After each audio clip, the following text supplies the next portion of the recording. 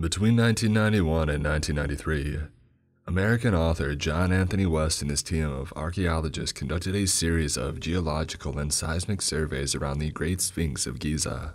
The resulting seismogram indicated the existence of several unexplored tunnels and cavities in the bedrock beneath the monument, the most notable of which was a chamber located at an approximate depth of 25 feet beneath its front paws.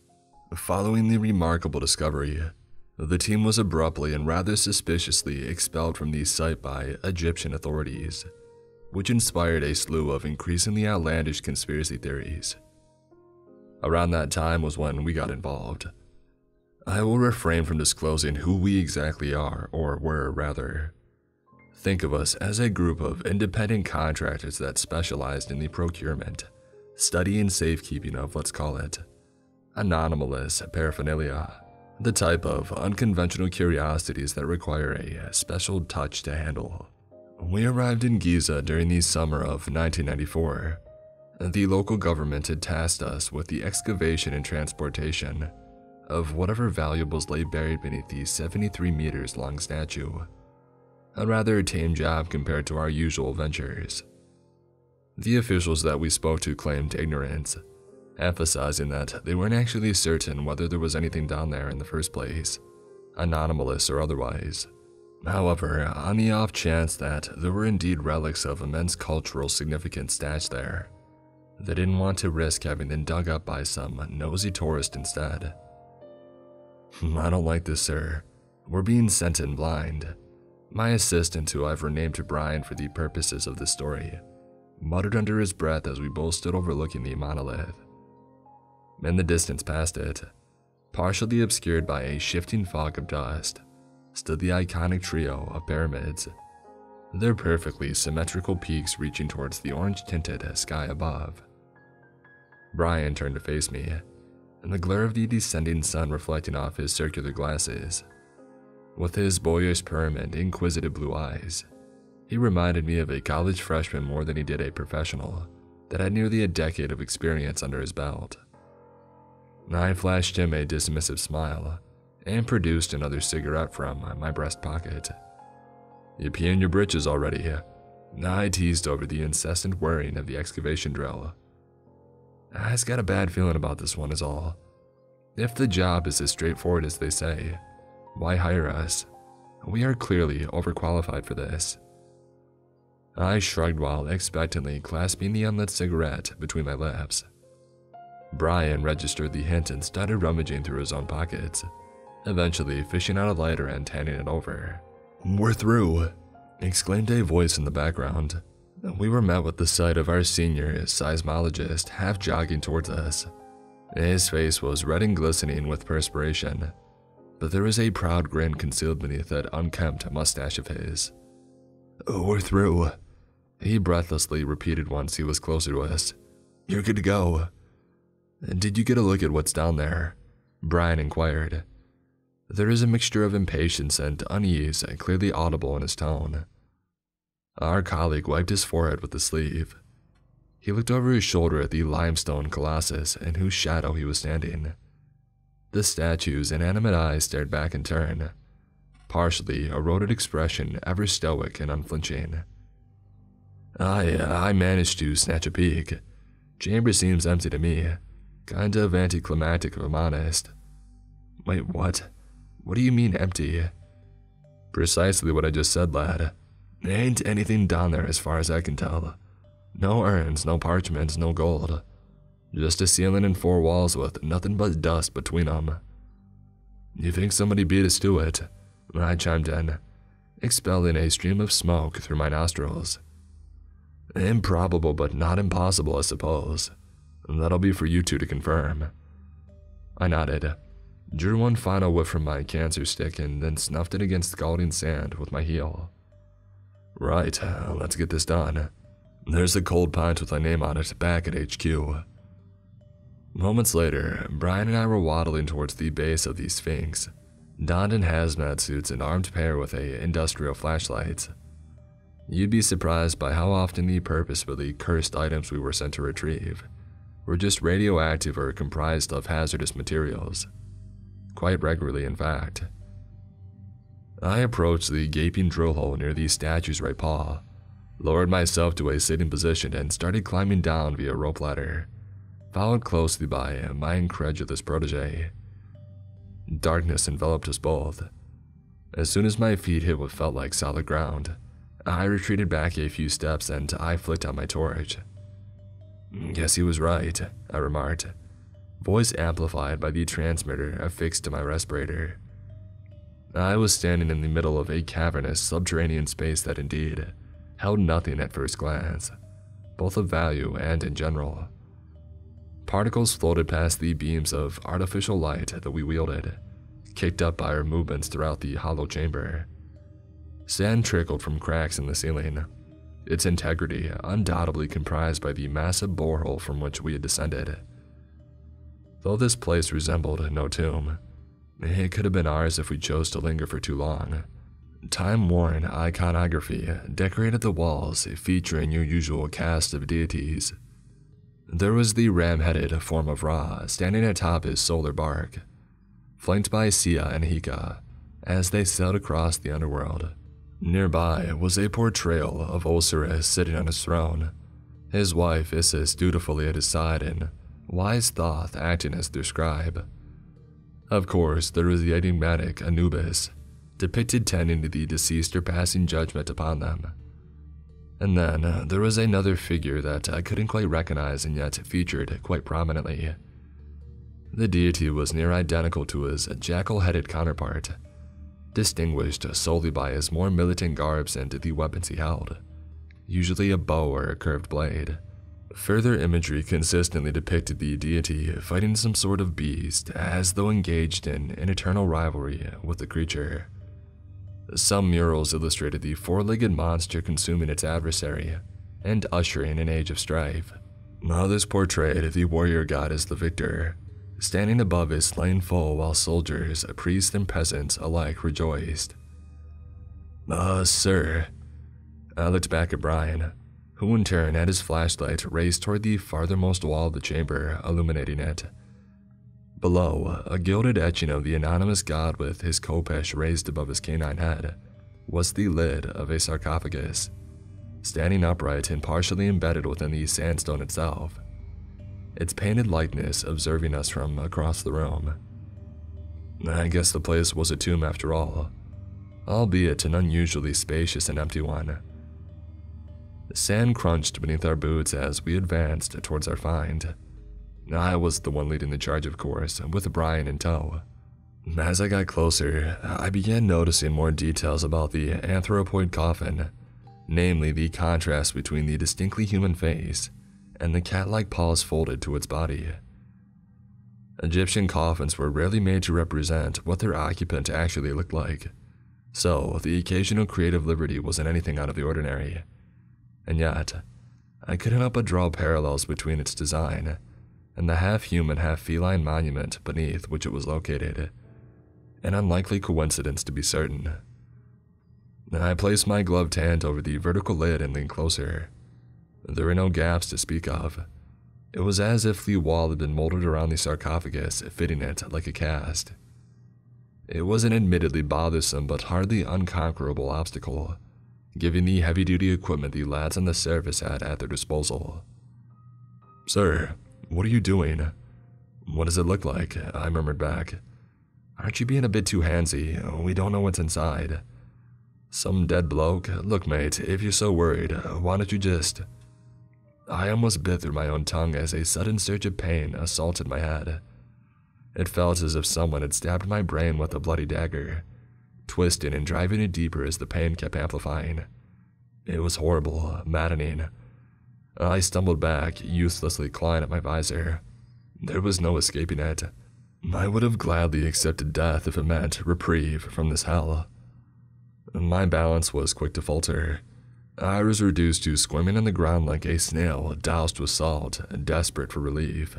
The last thing I saw was the outline of my assistant looming over me, and reaching for his handheld radio in a panic-stricken fit, before everything faded to black. I'm not sure how long I remained in that place. Days, years, centuries perhaps. The concept of linear time had lost all of its meaning. All there was the infinite void. It was a barren, dark, and quiet place where absence reigned supreme. At first, I feared the emptiness. Let it drive me to the brink of insanity, but I eventually became a part of it. As you drift through the abyss without direction, without purpose, all you feel is apathy. You aren't content to be there per se, but leaving seems like such an impossibility that it isn't even worth considering. You are no one in a universe of nothing. You don't even exist, you are nothing. And nothing's only purpose is to be nothing until made into something. And then there was light. Multiple to be precise. I'd compare them to the stars in the night sky if they didn't seem so close. They were more like a constellation of moons, their silver brilliance gleaming against the expanse of knee-deep water I was apparently now standing in. I looked down for the first time in what felt like millennia, confirming that I was indeed whole. Nude, but whole. Warm waves of unknown origin splashed against my thighs and caressed the tips of my fingers. It was soothing, like ointment for the inflamed wound that was my abused psyche. Unfortunately, my moment of tranquility was meant to be just that, a fleeting moment. It would appear that with age does not always come wisdom, huh? The disembodied voice brought with it echoes of that hellish pain. I winced and grabbed both sides of my throbbing head, trying to keep my skull from splitting apart. Thankfully, it subsided rather quickly compared to the last time. When I next opened my eyes, I saw there was an elderly man standing in front of me and looking back. "Believe me, I know," he added with a toothless smile. Though the stranger's face was a crisscross of wrinkles and faded scars, age had certainly spared his posture. He was roughly as tall as I was, maybe even taller, and had the body of an athlete that was nowhere near past his prime. The man's broad physique was draped in a simple silken tunic, which transitioned into a kilt that brushed against the surface of the shallow sea. The most unique element of his ensemble, however, was undoubtedly the wolf pelt that he wore as a scarf, with the dead animal's skull mounted onto one of his shoulders like some sort of morbid ornament. Who are you?" I finally asked. Every word spoken took a life of its own, reverberating throughout the ether. The old man had tucked a wispy strand of pale hair behind his ear and then sighed in disappointment. "You invade my temple, attempt to ransack it, and yet you do not even know who I am." His tone made me feel like a child getting scolded by their parent. I had the urge to apologize for my ignorance, but he never gave me the chance. "It cannot be helped, I suppose. My brother was always the favorite. I am referred to as Wet by your kind. You may now grovel should you like." I could have sworn that I saw something flicker behind the wolf's head's missing eyes at the exact moment he pronounced his name. If his intonation hadn't been so blatantly sarcastic, I would have dropped to my knees and pleaded for my soul without an inkling of dignity. Instead, I looked back to the glowing orbs pinned against the black canvas above us. "Where am I?" was the next obvious question, which Wet answered with a question of his own. "Where do you think you are?" "Am I dead?" No. Eternal rest is reserved for the deserving. You, friend, have set in motion something that you must now correct." He unclasped his hands from behind his back and made a swirling motion with his finger. I'm not sure whether I turned around on my own volition, or whether I was compelled to do so, but regardless, I wished that I hadn't. There, towering in the distance, was something truly titanic. Its existence was impossible. A creature the size of a city, maybe even a small country.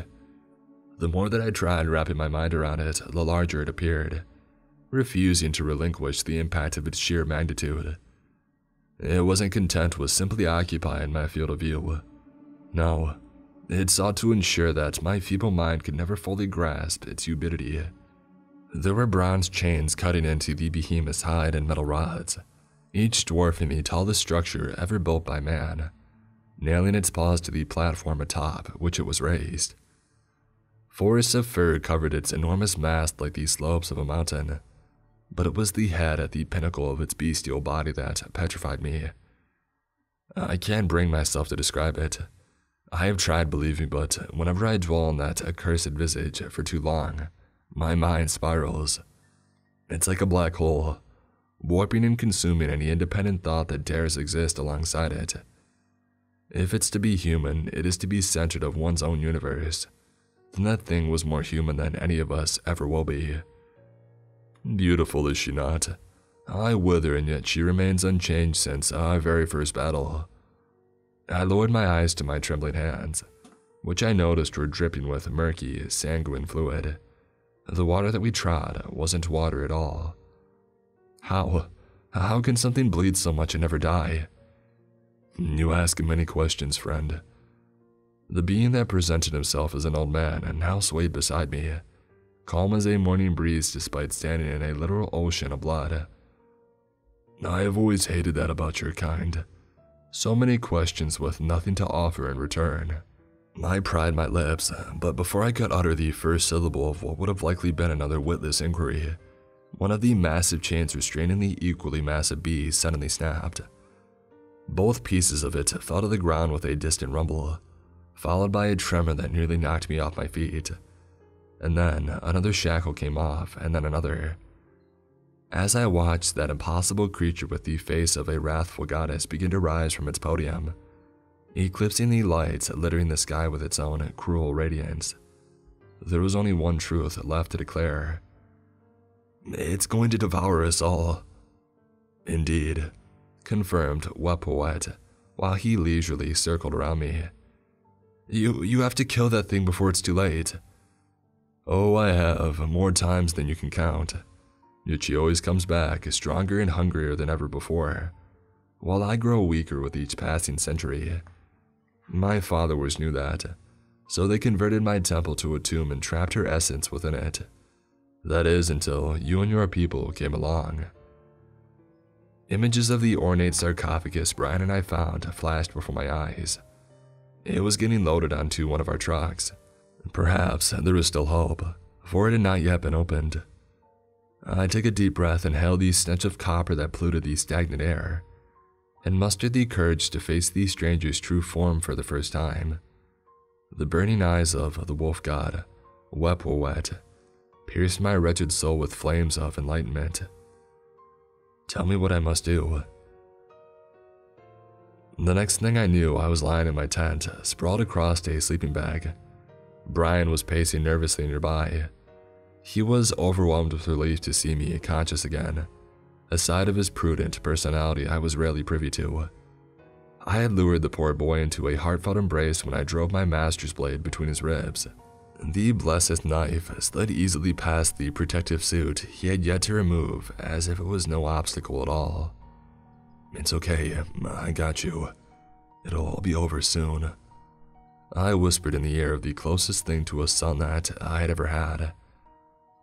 His expression still haunts me to this day. My nightmares. Seeing the fear and betrayal in those blue eyes was the worst thing I had experienced thus far. I held back tears as I grabbed a fistful of his hair and craned his neck back, and then I ended his struggles with a subsequent slit across the throat, allowing his lifeless shell to slump into my lap. Having taken my first life, the rest came almost naturally. Dawn lined the desert horizon in faint reds and yellows. I couldn't help but marvel at it for a bit, before resuming to drag the body of my final colleague toward that bloody borehole. Sorry, mate, was all that I could think to say, as I took the truck keys from his pockets and pushed him down into the chamber with the rest. He landed on the pile with a muffled thud. Given the circumstances, it was the closest thing to a burial that I could offer them, before the local authorities came snooping.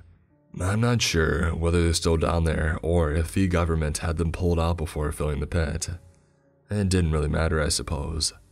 All that mattered was getting myself in the sarcophagus far, far away from there. I wiped a bead of sweat from my brow and glanced up at the stony visage of the Sphinx one final time. I, of course, knew that what I was doing was ultimately futile. Sooner or later, she is going to break loose the chains that bind her and exact her revenge upon all of existence. There will be no gods left to stop her, no tomb or coffin large enough to contain her.